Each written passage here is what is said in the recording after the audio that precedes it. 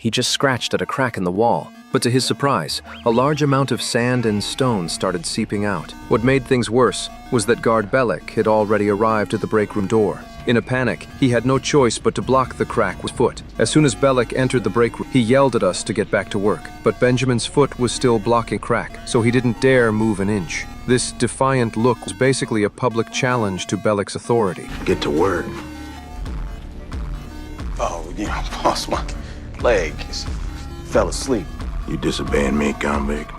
At the critical moment, Cooper kicked Benjamin out of the way and used his own leg to block the crack. Then he gave Benjamin a harsh scolding, which finally did crisis. The moment Bellic's footsteps disappeared outside the door, before we could even catch our breath, a massive amount of sand and stone came pouring out of crack. This was what they'd hidden while digging escape tunnel. If the guards discovered it, the consequences would be unthinkable. We could only frantically stuff the sand and stone back into the pipe. What we didn't expect was that two guards were heading toward our break room. Bagwell, who was on lookout, quickly warned us. But we were in the break room cleaning up the sand and stone, and there was no way we could restore everything in such a short time. Luckily, the guards just came to ask about football. But Bagwell didn't know anything about football. The guard was about to come in and ask us when Bagwell suddenly made up a random answer. Surprisingly, it turned out to be the correct answer the guard was looking for. After the guards left, I finally breathed a sigh of relief. I wanted to escape from prison as soon as possible. I planned to spend some time checking out the psych. Sucre had a flash of inspiration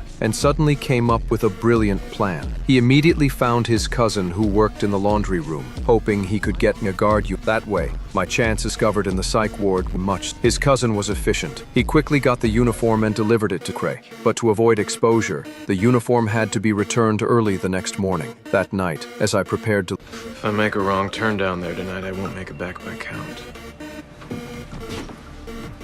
But you won't make the wrong turn, right? I told my friend what I was doing. I snuck back the escape tunnel. This time, my target was to get into the psych, but first, I had to get to ground level. When I changed into the guard uniform and climbed out of the tunnel, I was immediately spotted by a searchlight. I calmly waved to signal I was one of them, which kept me from being discovered. Then I arrived at the psych mixed in, using the excuse of going to the bathroom. After a careful search, I finally found the connecting underground pipe. What I didn't expect was an axe on the way back. As I passed through the dense steam pipe area, a guard suddenly trolled through. Fortunately, he didn't notice me behind him. To avoid being spotted, I leaned back as far as I could, but behind me was a high-temperature steam pipe. I endured the burning pain and didn't dare make a sound. Meanwhile, the guard casually drank his soda, but even before he left, he never discovered my presence.